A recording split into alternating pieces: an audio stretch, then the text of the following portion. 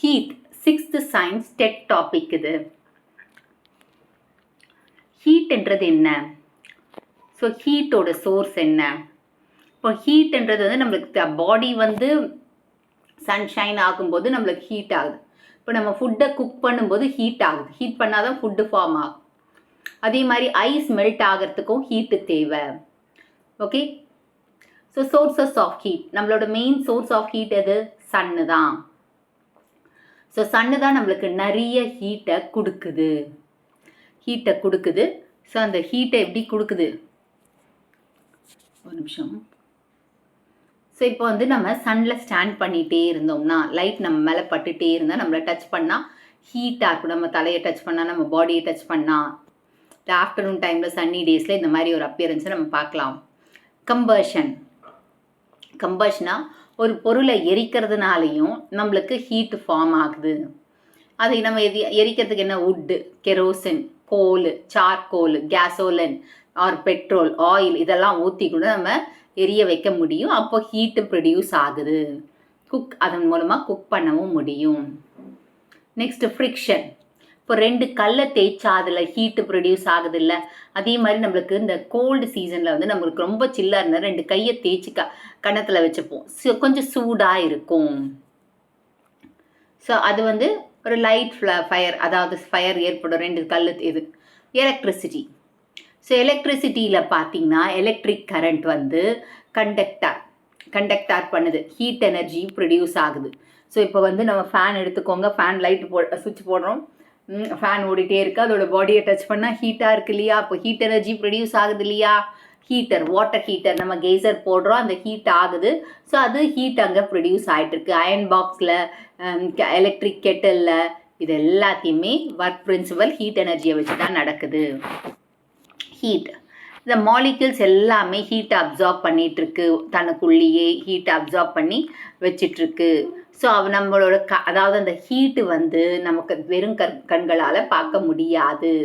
ஆனால் நம்ம அந்த ஹீட்டோட ஆப்ஜெக்ட் உணர முடியும். மாலிக்யூல்ஸ் மூவ் ஆகுறது, இன்க்ரீஸ் ஆகுது, டெம்பரேச்சர் டிக்ரீஸ் ஆகிறது, இன்க்ரீசஸ். ஒரு ஆப்ஜெக்டை தொட்டால் நம்ம அந்த டெம்பரேச்சர் இன்க்ரீஸ் ஆகுது, அது உணர முடியுமே தவிர பார்க்க முடியாது. Heat is an energy that raises the temperature of a thing by causing the molecules in that thing to move faster. அதாவது ஹீட்ன்றது ஒரு எனர்ஜி தான். அது டெம்பரேச்சரை இன்க்ரீஸ் ஆகுது ஒரு திங்கில். அதனால் அந்த மாலிக்யூல்ஸ் வந்து அதுக்குள்ளே நிறைய மூமெண்ட் ஃபாஸ்ட்டாக மூவ் ஆகிறதுக்கு பார்க்குறாங்க. So heat is not a matter. இது மேட்டர் கிடையாது. சாலிட், லிக்விட், கேஸ் மாதிரி இது மேட்டர் கிடையாது. இது ஸ்பேஸை ஆக்குப்பை பண்ணலை. இதுக்கு வெயிட்டும் இல்லை. ஸோ ஹீட் வந்து மேட்டர் கிடையாது. இது ஸ்பேஸ் ஆக்குப்பை பண்ணல. அதனால் இதுக்கு எதுக்கு இல்லை? வெயிட்டும் இல்லை. So like light, sound, electricity, ஹீட்டும் ஒரு ஃபார்ம் ஆஃப் எனர்ஜி தான். ஸோ ஷார்ட்டாக சொல்லணும்னா ஹீட் வந்து டோட்டல் கைனட்டிக் எனர்ஜி மூமெண்ட்டில் இருந்துக்கிட்டே இருக்கும் பார்ட்டிகல்ஸ்குள்ளே. அதனால் ஹீட்டோட எஸ்ஐ யூனிட் என்ன? ஜூல். அந்த ஜூல் இன்னொரு வந்து யூனிட் வந்து கெலோரியன் கூட யூஸ் பண்ணலாம். Heat, hot and cold objects. So நம்மளோட டே டு டே லைஃப்பில் வந்து நம்ம ஃபர்தர் ஆப்ஜெக்ட்ஸை பார்க்குறோம். இப்போ இதை வந்து டிப் ஆஃப் அவர் ஃபிங்கரில் நம்ம தொடரும். வெதர் கப்பு வந்து ஹீட் இருக்கா இல்லையா, அப்புறமா கூல்டு இதில், அப்புறமா டச்சிங் த ஆப்ஜெக்ட்ஸ், இந்த மாதிரியெல்லாம் பண்ணுறதை வச்சு நம்ம ஹீட்டை உணர முடியும். இப்போ வீட்டில் சூடாக பொருள் இருந்ததுன்னா எத்தனை உள்ளே விட்டுற மாட்டோம், கையை விட மாட்டோம் இல்லையா? கையை விட மாட்டோம், ஏன்னா ஹீட்டாக இருக்குது. கொஞ்சம் கோல்டாக இருந்தால் உள்ளே விடுவோம். ஸோ அதை வச்சு நம்ம தெரிஞ்சுக்கலாம். ஓகே ஓகே ஸோ தெர்மோமீட்டர் நம்ம இந்த எப்படி தெரிஞ்சுக்கலாம்? இந்த ஹீட் இவ்வளோ இருக்குன்னு தெர்மோமீட்டரை வச்சு தெரிஞ்சுக்கலாம்ல. இந்த டெம்பரேச்சர் கரெக்டாக மெஷர் பண்ணி குவான்டிட்டேட்டிவாக மெஷர் பண்ணுறது யார்? தெர்மோமீட்டர். நெக்ஸ்ட் வந்து டெம்பரேச்சர்.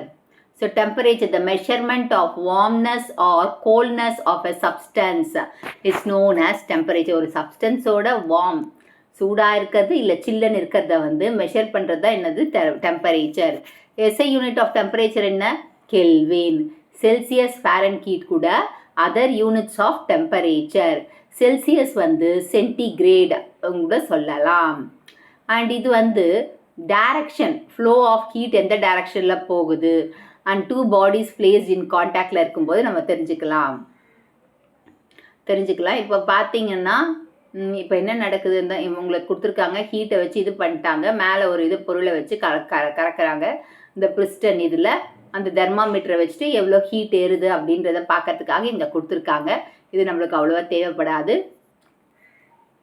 நெக்ஸ்ட் கஸ் அண்ட் ரைட்னு சொல்லியிருக்காங்க. Check your assumption approximate temperature of the tea, அதை நம்ம செக் பண்ணி தான் எழுதணும். ஸோ அதனால் ஒன்றும் தேவையில்லாது.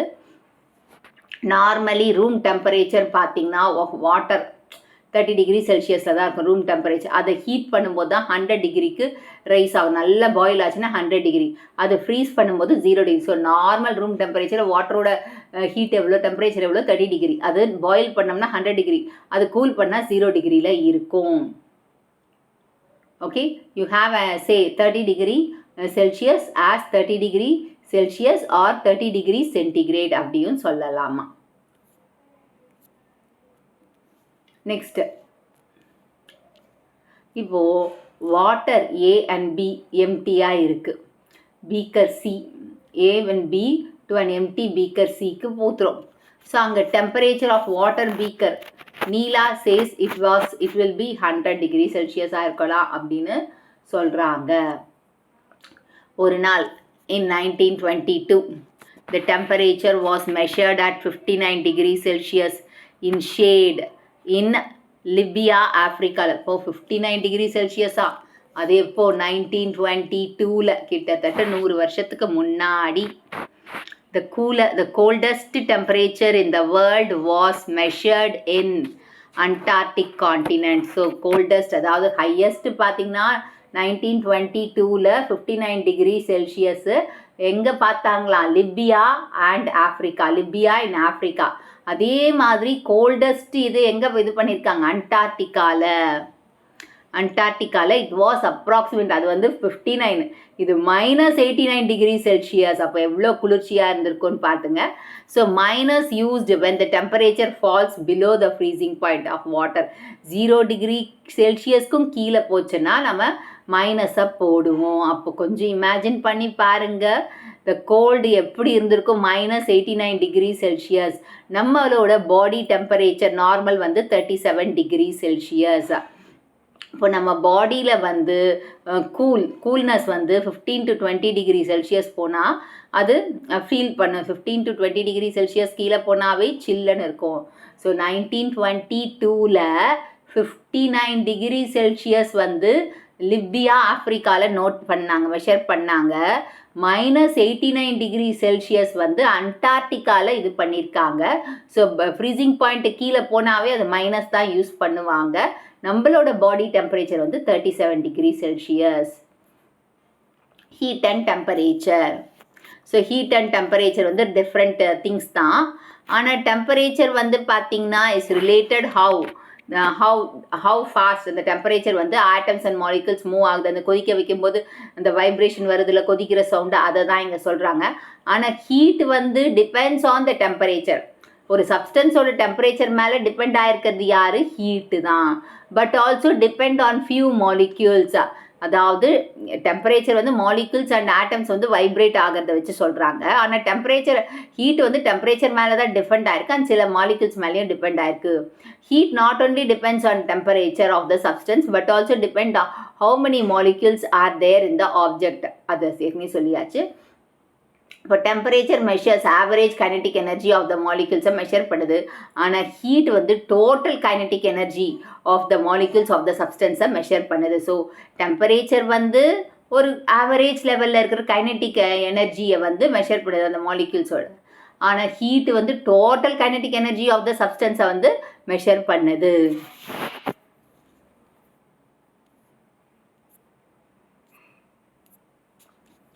ஓகே,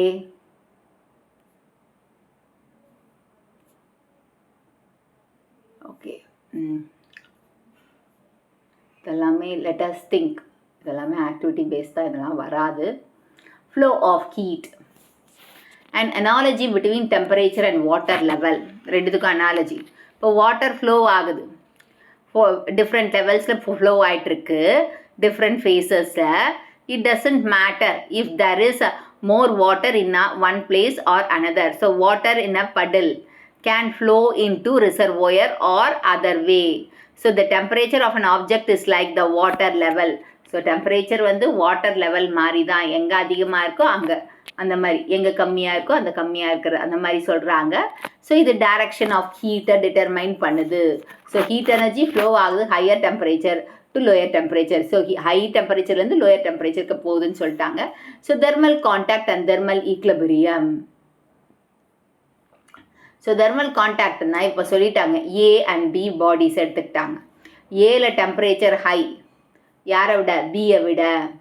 இப்போ ஏவையும் பியையும் பக்கத்தில் கொண்டு வந்தோம்னா hot body A to the cold பாடிக்கு போகும். So heat will continue to flow till both the bodies வந்து ஒரே சேம் டெம்பரேச்சருக்கு வந்ததுன்னா the temperature determined the direction of ஃப்ளோவை டிட்டர்மைன் பண்ணுது. அதாவது ஹீட்லேருந்து நான் ஹாட் டெம்பரேச்சர்லேருந்து லோ டெம்பரேச்சருக்கு போயிருக்கு இல்லையா, ஹை டெம்பரேச்சரில். You are holding a hot cup of இதை வந்து காஃபியை வந்து அந்த எனர்ஜி ட்ரான்ஸ்ஃபர், ஹீட் ட்ரான்ஸ்ஃபர், இன்னொரு இது பாட்டில் காஃபி ரொம்ப ஹாட்டாக இருந்ததுன்னு என்ன பண்ணுவாங்க, தண்ணியில் வச்சு கொடுப்பாங்க இல்லையா, சில்லு தண்ணியில். அப்போது அது வந்து ஃப்ளோ ஆகுது இல்லையா, அதுதான் இங்கே சொல்லியிருக்காங்க. So normal body temperature 37 degrees Celsius. The heat energy transfer from your body to the air particles or the air particles to your body அப்படி ட்ரான்ஸ்ஃபர் ஆகும். ஸோ இப்போ நீங்கள் வந்து outside the water day, winter டேயில் அவுட் சைடில் நிற்கிறீங்க, 27 degrees Celsius out சைடாக இருக்கும்போது நீங்கள் எப்படி ஃபீல் பண்ணுவீங்க? நம்ம பாடி வந்து ஏர் பார்ட்டிகல்ஸை தான், your body air particles or the particles in your body. So ஒரு மாதிரி ஷிவரிங் ஆகிற மாதிரி இருக்கும் இல்லையா. இப்போ ரெண்டுமே தெர்மல் கான்டாக்டில் இருந்ததுன்னா, ரெண்டு ஆப்ஜெக்ட்ஸ் தெர்மல் கான்டாக்ட் இருந்ததுன்னா கண்டிப்பாக அங்கே ஹீட்டு ட்ரான்ஸ்ஃபர் ஏற்படும், எக்ஸ்சேஞ்ச் ஏற்படும். அப்புறமா இதனால் என்ன நடக்கும்? தெர்மல் ஈக்லிபிரியம் ஆகும். ஸோ ரெண்டு ப்ராடக்ட்ஸும் தெர்மல் கான்டாக்டில் வந்துட்டால் அங்கே நோ லாங்கர் அதர் டெம்பரேச்சர் வராது, நார்மல் டெம்பரேச்சர், அதாவது சரிசமமான நிலைக்கு வந்துடும். இப்போ ஒரு பாட் ஆஃப் மில்கில் வந்து ஃப்ரம் ரெஃப்ரிஜிரேட்டர்லேருந்து எடுத்து வச்சுருக்கீங்க கிச்சன் டேபிளில், அங்கே வந்து தெர்மல் கான்டாக்டும் ஏற்படுது. கொஞ்ச நேரம் கழித்து பார்த்திங்கன்னா அந்த பாட் ஆஃப் மில்க் ஹீட்டு வந்து குளிர்ச்சி ஆகுது இல்லையா. Expansion of solids. ஸோ அதே மாதிரி பார்த்திங்கன்னா இதை எக்ஸ்பேன்ஷன் ஆஃப் சாலிட்ஸை வந்து எக்ஸ்பிளைன் பண்ணியிருக்காங்க, ஈஸியாக எக்ஸ்பிளைன் பண்ணியிருக்காங்க. அதாவது எக்ஸ்பேண்ட், இப்போ ஹீட்டில் வச்சோம்னா கண்டிப்பாக வந்து எக்ஸ்பேண்ட் ஆகும் ஒரு சாலிட், அதை தான் இங்கே சொல்கிறாங்க. So heat and internal view. So heat பண்ணும்போது விகரஸாக ஹீட் பண்ணுவாங்க, அதை வந்து எக்ஸ்பேண்ட் ஆகுது அப்படின்ற மாதிரி சொல்லியிருக்காங்க. இது ஹையர் கிளாஸஸில் பார்த்துக்கலாம் எக்ஸ்பேன்ஷனை பற்றி. பென் பென் அண்ட் மோர் சப்ஸ்டன்சஸ் வந்து expand the heat and heat expand பண்ணும்போது மோர் சப்ஸ்டன்ஸ் எக்ஸ்பேண்ட் ஆகும். ஈவன் த அயன் ராடும் ஹீட்டு கான்டாக்டோட வரும்போது எக்ஸ்பேண்ட் ஆகும், கூல் பண்ணும்போது நார்மல் பொசிஷனுக்கு. அப்போ length and area of volume வந்து கண்ட்ராக்ட் ஆகும், எக்ஸ்பேண்ட் ஆகும். ஸோ இந்த expansion of the substances on heat பண்ணுறதுனால எக்ஸ்பேண்ட் ஆகிறதுனால இதுக்கு பேர் வந்து thermal expansion of that substance. So linear and cubical expansion பார்த்தீங்கன்னா டெஃபினைட் ஷேப் இருக்கிற சாலிடை வந்து ஹீட் பண்ணால் அந்த டைரக்ஷன் லென்த் வைஸாக எக்ஸ்பேண்ட் ஆச்சுன்னா அது லீனியரு, வால்யூம் வைஸாக எக்ஸ்பேண்ட் ஆச்சுன்னா அது கியூபிக்கல். ஸோ இந்த எக்ஸ்பேன்ஷன் இந்த லீனியர் இஸ் கால் லீனியர், அது சொல்லிட்டேன். ஸோ இந்த மாதிரி ஒரு இதுதான் ரயில்வே லைன்ஸ் எல்லாம் இந்த டைரக்ஷனில் தான் இந்த கேப் வரும். ஃபிட் பண்ணும்போது அது வந்து எக்ஸ்பேண்ட் ஆகிறதுக்கும் காரணமாக இருக்குது. So why the iron rim of the bullock cart wheel heat ஆகும், அது கரெக்டாக ஃபிட்டட் ஆகும். அதே மாதிரி கேப் விட்டு தான் ரயில்வே லைன்ஸ் ஃபிட் பண்ணுவாங்க. ஸோ இது ஒரு இன்ட்ரெஸ்டிங் எக்ஸ்பெரிமெண்ட்டு கூட. 3 questions இதிலேருந்து லீனியர் எக்ஸ்பேன்ஷன், இது வந்து ஹையர் கிளாஸஸில் பார்த்துக்கலாம்.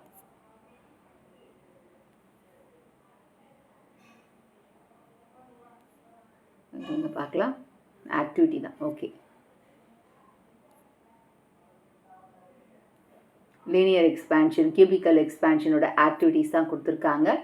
நெக்ஸ்ட் ஒன் வந்து wheel, uses of thermal expansion. So fitting the iron rim on the wooden wheel. இப்போ வந்து டயாமீட்டர் இந்த மாட்டு வண்டியில் நடுவில் அச்சு வச்சுருப்பாங்க பார்த்தீங்களா. ஸோ அது ஸ்லைட்லி லெஸ்ஸாக தான் இருக்கும் அந்த உடன் வீலுக்கு நடுவில். ஸோ அது ஈஸிலி ஸ்லிப் ஆகாது, அவ்வளோ ஈஸியாக வெளியில் வந்துடாது அந்த அச்சாணி. அது வந்து அச்சாணி ரிம்மாக இருக்குது. ஸோ இந்த அயன் வந்து ரிங் ஆகும்போது ஃபஸ்ட்டு ஹீட் ஆகும், ஹை டெம்பரேச்சரை ப்ரொடியூஸ் ஆகும். அப்படி ப்ரொடியூஸ் ஆகும்போது டெம்பரேச்சர் அதோட சைஸ் ஹாட் ரிங்காக இருக்கிறதுனால ஈஸியாக ஸ்லிப் ஆகிற மாதிரி இருக்கும், ஓவர் த ரிம்மை தாண்டி வெளியில் வர மாதிரி இருக்கும். அதே மாதிரி கோல்டு வாட்டரில் வந்து அது மேலே ஊற்றுனோன்னு வச்சுக்கோங்க, அந்த அயன் ரிங் இருக்குது இல்லையா, அயன் ரிங் வந்து கண்ட்ராக்ட் ஆகி அதோட சைஸ் நார்மல் இதுக்கு போயிட்டு அந்த உட்டை வந்து டைட்டாக பிடிக்கிறதுக்கு யூஸ் பண்ணுவாங்க. ரிவர்ட்டிங்னா அதாவது நெட்டை போட்டு டைட் பண்ணுற மாதிரி தான். ஸோ இந்த ரிவர்ட் வந்து join the plate, steel plates இது மாதிரி பார்த்துருப்பீங்க, ஸ்டீல் பிளேட்டை ஜாயின் பண்ணுறதுக்கு யூஸ் பண்ணுவாங்க. இப்போ ஹாட் ரிவர்ட் எடுத்துகிட்டு அது நல்ல ஹோல் போட்டு அந்த பிளேட்டுக்குள்ளே ஃபிக்ஸ் ஆகிற மாதிரி வச்சுருவாங்க. ஒரு எண்டு வந்து பார்த்திங்கன்னா நல்லா ஹேமர் போட்டு அடிச்சிருப்பாங்க, to form a new rivet ஹெட்டை ஃபார்ம் பண்ணுற மாதிரி காட்டுவாங்க. அது கூல் பண்ண பிறகு அந்த ரிவர்ட் வந்து கண்ட்ராக்ட் ஆகி அந்த பிளேட்டை டைட்டாக பிடிச்சிக்கும் டுகெதர். ஓகே, ஸோ இதுதான் அந்த மாதிரி பண்ணுறது. Thermal expansion examples, give reasons for the following. Okay, cracking a thick class tumbler. இப்போ வந்து கிளாஸ் வந்து பார்த்திங்கன்னா புவர் கண்டக்டர், ஹீட்டை புவராக கண்டக்ட் பண்ணோம். ஹாட் லிக்விட்ஸ் வந்து அதுக்குள்ளே போர் பண்ணோம்னா, டம்ளருக்குள்ளே ஊற்றுறோம்னா அதோட இன்னர் சர்ஃபேஸில் வந்து ஹாட் அதனால் எக்ஸ்பேண்ட் ஆகிறதுக்கு வாய்ப்பு இருக்குது. இது ரூம் டெம்பரேச்சரில் அண்ட் ரூம் டெம்பரேச்சரில் இருக்கிறதுனால ரிமைனில் இருக்கிறது நம்மளுக்கு எக்ஸ்பேன்ஷன் தெரியாது. So due to unequal expansion the tumbler வந்து கிராக் விடும். எலக்ட்ரிக் வயர்ஸ் வந்து பிட்வீன் த எலக்ட்ரிக் போல்ஸ்க்கு நடுவில் போடுறதுனால கோல்ட் டேஸில் கண்ட்ராக்ட் ஆகும், சாக் இன் சம்மர்ஸில். ஸோ இந்த ப்ராப்ளத்தை சால்வ் பண்ணுறது தான் நம்ம வயர் ஸ்லாக்கை யூஸ் பண்ணுறோம். அதனால் அவங்க வந்து free to charge the length, ரொம்ப தூரத்துக்கு போகிறதுக்கு ஃப்ரீயாக இருக்காங்க. கிளாஸ்வேர், ஸோ கிச்சன் அண்ட் லெபார்ட்டரியில் யூஸ் பண்ணுற கிளாஸ்வேர் வந்து borosilicate glass, Pyrex glass. The reason is that the borosilicate glass do not expand ஆகாது ஹீட் பண்ணால், அதனால தான் அதை யூஸ் பண்ணுறாங்க, கிராக்கும் விடாதான். இப்போ நீங்கள் ஃபோட்டோகிராஃப்ஸ் வந்து கீழே காட்டியிருக்காங்களே, shown the expansion joint, end of the bridge, வின்டரில், அப்புறமா சம்மரில், சீசனு, இது எல்லாமே நம்மளுக்கு கிளியராக கொடுத்துருக்காங்க. நியூமரிக்கல் ப்ராப்ளம்ஸ் அவ்வளோதான், லெசன் முடிஞ்சிருச்சு.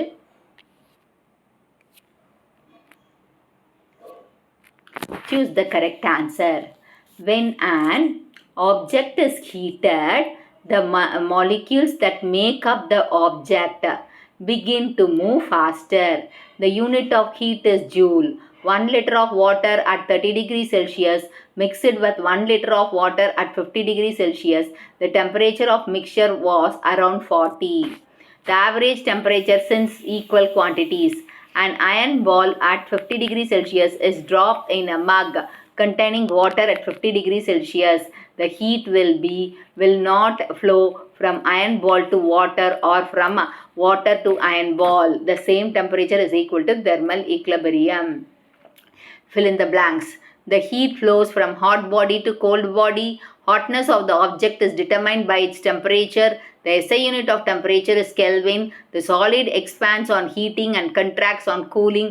Two bodies are said to be in a state of thermal equilibrium if there is no transfer of heat takes place. True or false? Heat is a kind of energy that flows from an hot body into cold body. For true. Steam is formed when heat is released from water. False. Steam is formed when heat is absorbed by the water. Thermal expansion is also always a nuisance. False. Thermal expansion is useful in many applications. Example, thermometers, rivers, etc. Borosilicate gas do not expand much on being heated. True. The unit of heat and temperature are same. False. The heat is measured by joule and temperature is Kelvin or degree centigrade. Match the following: heat, joule, temperature, Kelvin, thermal equilibrium, no heat flow. Ice cube 0 degrees Celsius, boiling point of water 100 degrees Celsius. Analogy: heat, joule, temperature, Kelvin, ice cube 0 degree, boiling water 100 degree. Total kinetic energy of molecules, heat, average kinetic energy of molecules, temperature.